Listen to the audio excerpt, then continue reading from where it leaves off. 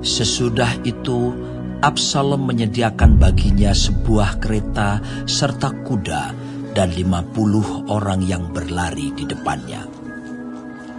Maka setiap pagi berdirilah Absalom di tepi jalan yang menuju pintu gerbang. Setiap orang yang mempunyai perkara dan yang mau masuk menghadap raja untuk diadili perkaranya, orang itu dipanggil Absalom dan ditanyai, "Dari kota manakah engkau?" Apabila ia menjawab, "Hambamu ini datang dari suku Israel anu."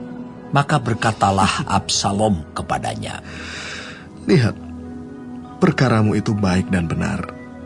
Tetapi dari pihak raja, tidak ada seorang pun yang mau mendengarkan engkau." Lagi kata Absalom, "Sekiranya aku diangkat menjadi hakim di negeri ini, maka setiap orang yang mempunyai perkara atau pertikaian hukum boleh datang kepadaku, dan aku akan menyelesaikan perkaranya dengan adil." Apabila seseorang datang mendekat untuk sujud menyembah kepadanya, maka diulurkannyalah tangannya, dipegangnya orang itu, dan diciumnya.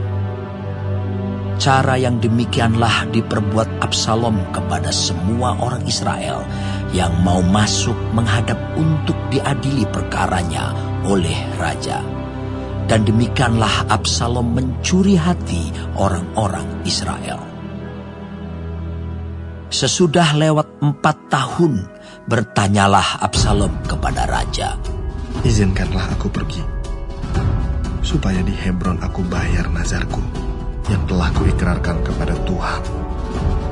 Sebab hambamu ini, ketika masih tinggal di Gesur, di Aram, telah bernazar demikian.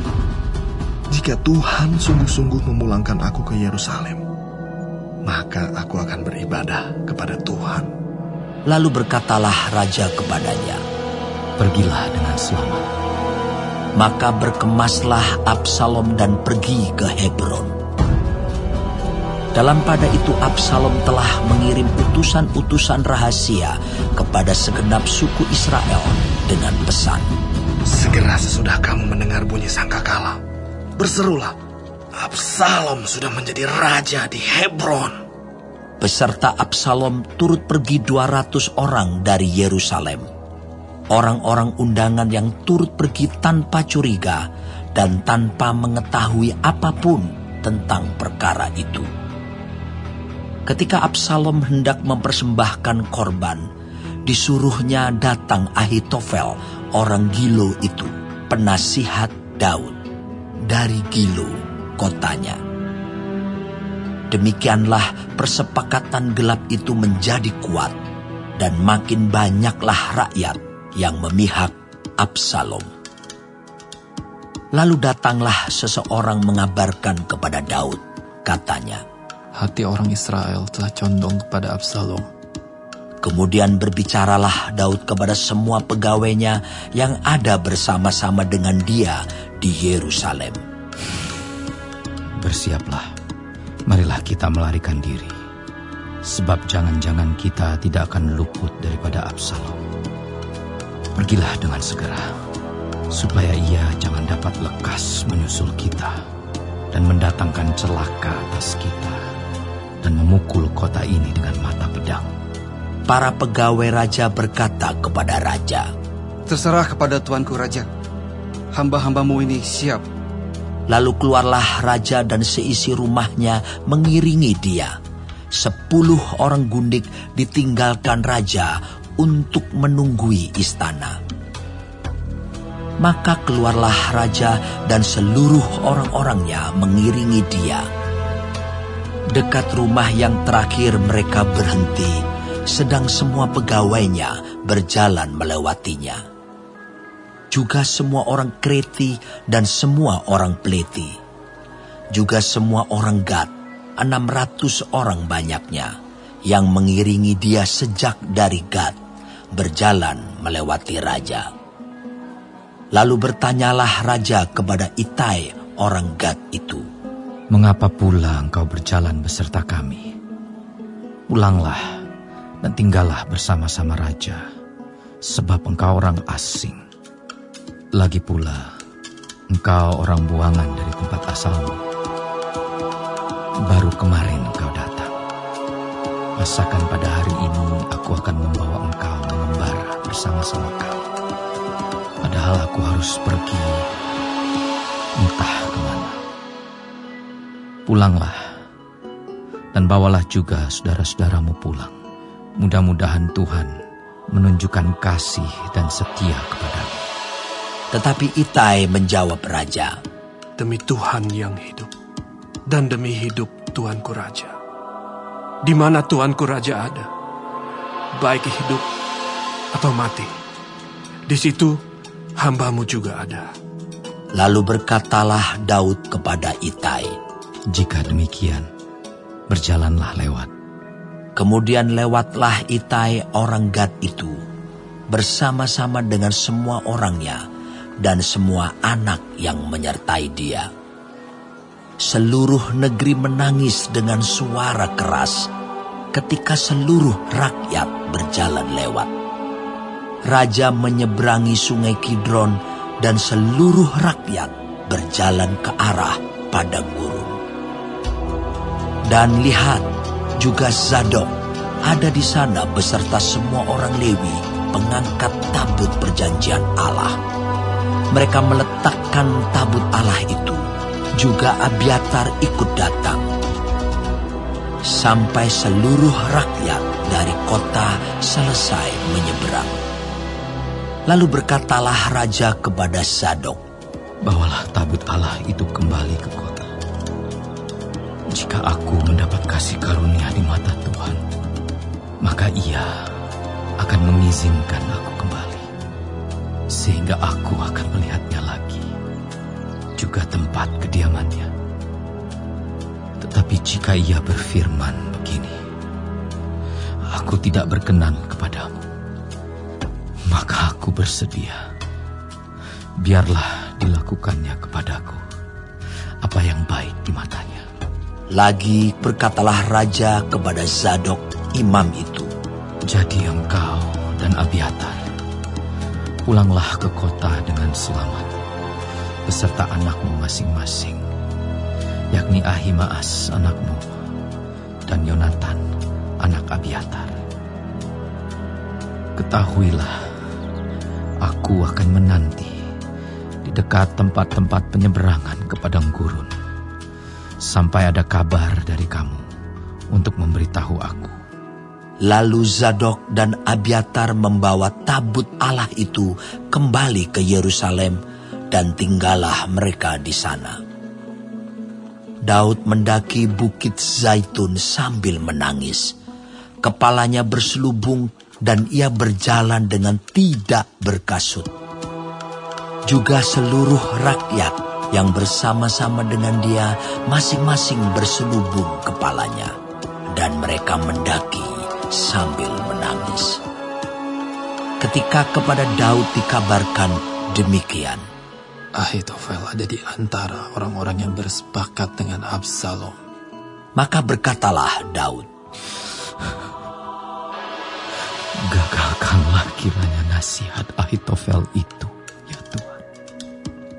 ketika Daud sampai ke puncak, ke tempat orang sujud menyembah kepada Allah, maka datanglah Husai, orang Arki, mendapatkan dia dengan jubah yang terkoyak dan dengan tanah di atas kepala. Berkatalah Daud kepadanya, Jika engkau turut dengan aku, maka engkau menjadi beban kepadaku nanti. Tetapi jika engkau kembali ke kota dan berkata kepada Absalom, Aku ini hambamu ya Raja. Sejak dahulu aku hamba ayahmu, tetapi sekarang aku menjadi hambamu. Dengan demikian, engkau dapat membatalkan nasihat Ahitofel demi aku.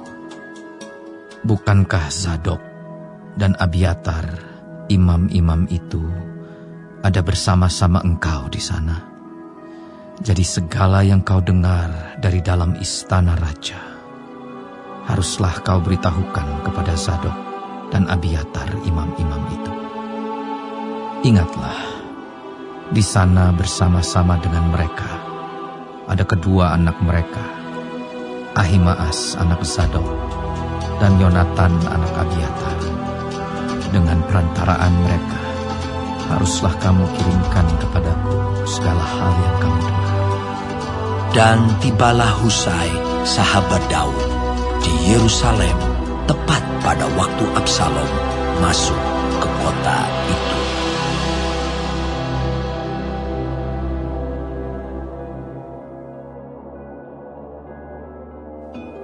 Ketika Daud baru saja melewati puncak, datanglah Ziba, hamba Mefiboset, mendapatkan dia membawa sepasang keledai yang berpelana dengan muatan 200 ketul roti, 100 buah kue kismis, 100 buah-buahan musim panas, dan sebuyung anggur. Lalu bertanyalah raja kepada Ziba, "Apakah maksudmu dengan semuanya ini?" Jawab Ziba, "Keledai-keledai ini bagi keluarga raja untuk ditunggangi. Roti dan buah-buahan ini bagi orang-orangmu untuk dimakan. Dan anggur ini untuk diminum di padang gurun oleh orang-orang yang sudah lelah."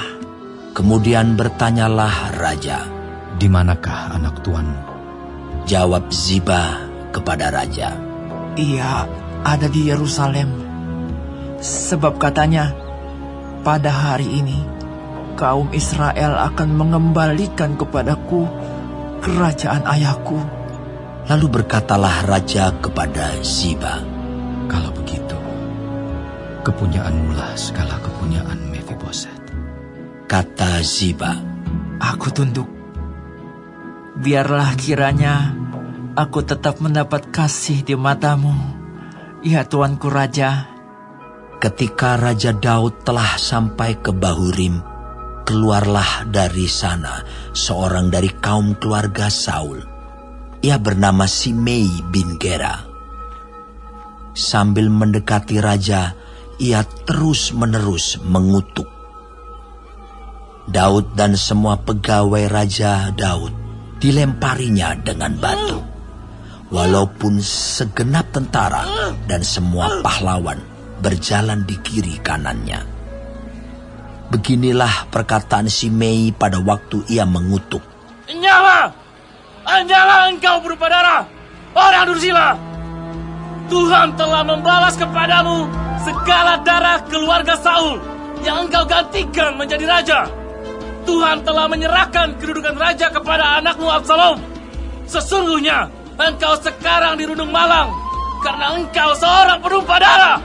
Lalu berkatalah Abisai anak Zeruya kepada raja, "Tuanku, mengapa anjing mati ini mengutuki tuanku raja? Izinkanlah aku menyeberang dan memenggal kepalanya." Tetapi kata raja, "Apakah urusanku dengan kamu, hai anak-anak Zeruya? Biarlah ia mengutuk.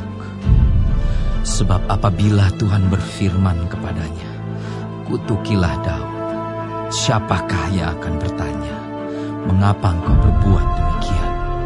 Pula kata Daud kepada Abisai dan kepada semua pegawainya, "Sedangkan anak kandungku ingin mencabut nyawaku. Terlebih lagi sekarang orang Benyamin ini. Biarkanlah dia, dan biarlah ia mengutuk. Sebab Tuhan yang telah berfirman kepadanya demikian.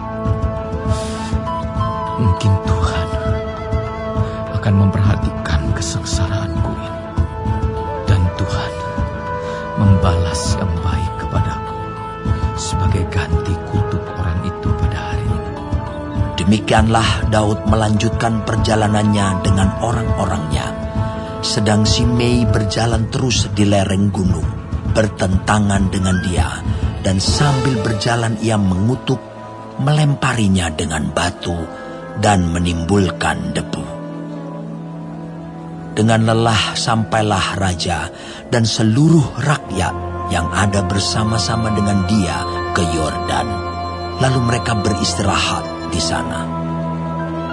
Maka Absalom dan seluruh rakyat, orang-orang Israel, sampailah ke Yerusalem. Dan Ahitofel ada bersama-sama dengan dia. Ketika Husai orang Arki sahabat Daud itu sampai kepada Absalom, berkatalah Husai kepada Absalom, "Hiduplah raja! Hiduplah raja!" Berkatalah Absalom kepada Husai, "Inikah kesetiaanmu kepada sahabatmu? Mengapa engkau tidak pergi menyertai sahabatmu itu?" Lalu berkatalah Husai kepada Absalom, "Tidak, tetapi dia yang dipilih oleh Tuhan dan oleh rakyat ini, dan oleh setiap orang Israel. Dialah yang memiliki aku, dan bersama-sama dengan dialah aku akan tinggal. Lagi pula, kepada siapakah aku memperhambakan diri? Bukankah kepada anaknya, sebagaimana aku memperhambakan diri kepada ayahmu? Demikianlah aku memperhambakan diri kepadamu." Kemudian berkatalah Absalom kepada Ahitofel, "Berilah nasihat. Apakah yang harus kita perbuat?" Lalu jawab Ahitofel kepada Absalom, "Hampirilah gundik-gundik ayahmu yang ditinggalkannya untuk menunggui istana. Apabila seluruh Israel mendengar bahwa engkau telah membuat dirimu dibenci oleh ayahmu, maka segala orang yang menyertai engkau akan dikuatkan hatinya." Maka dibentangkanlah kemah bagi Absalom di atas sotoh. Lalu Absalom menghampiri gundik-gundik ayahnya di depan mata seluruh Israel. Pada waktu itu, nasihat yang diberikan Ahitofel adalah sama dengan petunjuk yang dimintakan daripada Allah. Demikianlah dinilai setiap nasihat Ahitofel, baik oleh Daud maupun oleh Absalom.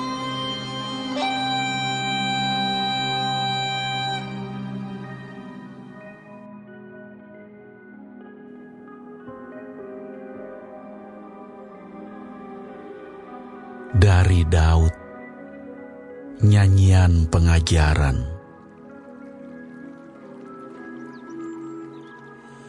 Berbahagialah orang yang diampuni pelanggarannya, yang dosanya ditutupi. Berbahagialah manusia yang kesalahannya tidak diperhitungkan Tuhan dan yang tidak berjiwa penipu. Selama aku berdiam diri, tulang-tulangku menjadi lesu karena aku mengeluh sepanjang hari. Sebab siang malam tanganmu menekan aku dengan berat. Sumsumku menjadi kering, seperti oleh teriknya musim panas. Selah. Dosaku kuberitahukan kepadamu, dan kesalahanku tidaklah kusembunyikan. Aku berkata, aku akan mengaku kepada Tuhan pelanggaran-pelanggaranku, dan Engkau mengampuni kesalahan karena dosaku. Selah. Sebab itu hendaklah setiap orang saleh berdoa kepadamu selagi engkau dapat ditemui. Sesungguhnya pada waktu banjir besar terjadi, itu tidak melandanya. Engkaulah persembunyian bagiku. Terhadap kesesakan, Engkau menjaga aku. Engkau mengelilingi aku, sehingga aku luput dan bersorak. Selah. Aku hendak mengajar dan menunjukkan kepadamu jalan yang harus kau tempuh. Aku hendak memberi nasihat, mataku tertuju kepadamu. Janganlah seperti kuda atau bagal yang tidak berakal, yang kegarangannya harus dikendalikan dengan tali les dan kekang. Kalau tidak, ia tidak akan mendekati engkau. Banyak kesakitan diderita orang fasik, tetapi orang percaya kepada Tuhan mengelilinginya dengan kasih setia. Bersukacitalah dalam Tuhan, dan bersorak-soraklah, hai orang-orang benar. Bersorak-sorailah, hai orang-orang jujur.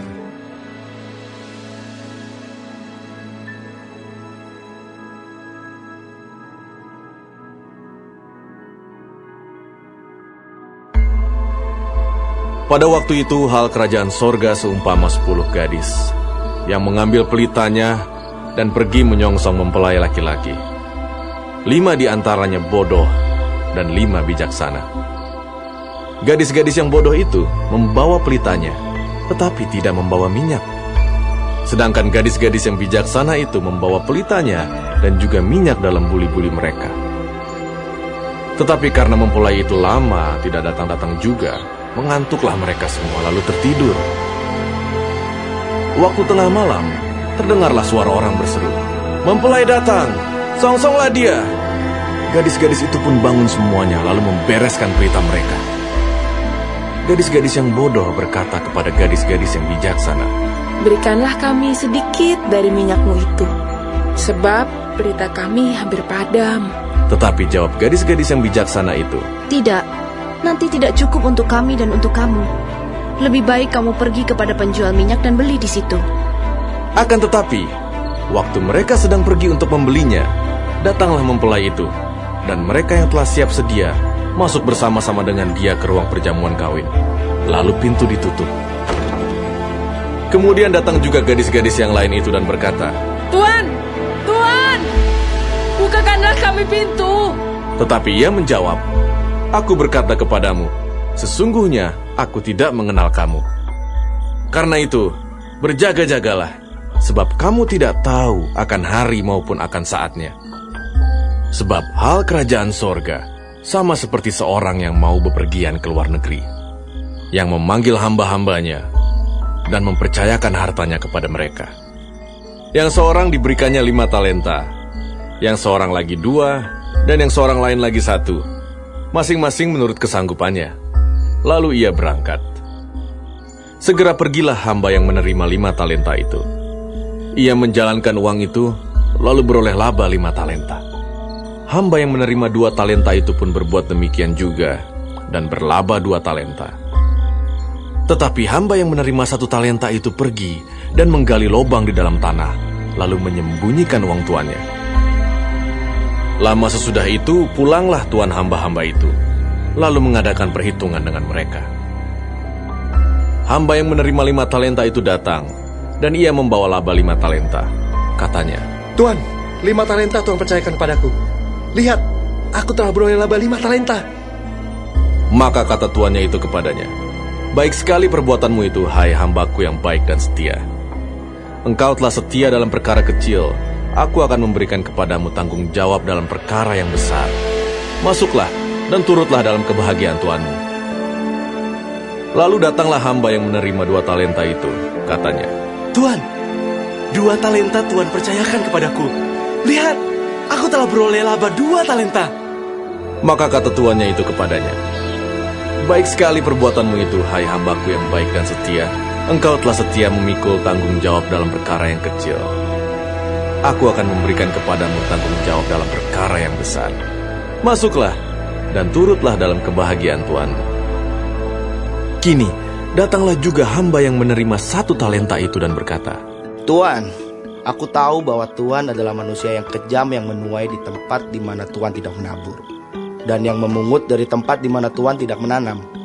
Karena itu, aku takut dan pergi menyembunyikan talenta Tuan itu di dalam tanah. Ini, terimalah kepunyaan Tuan."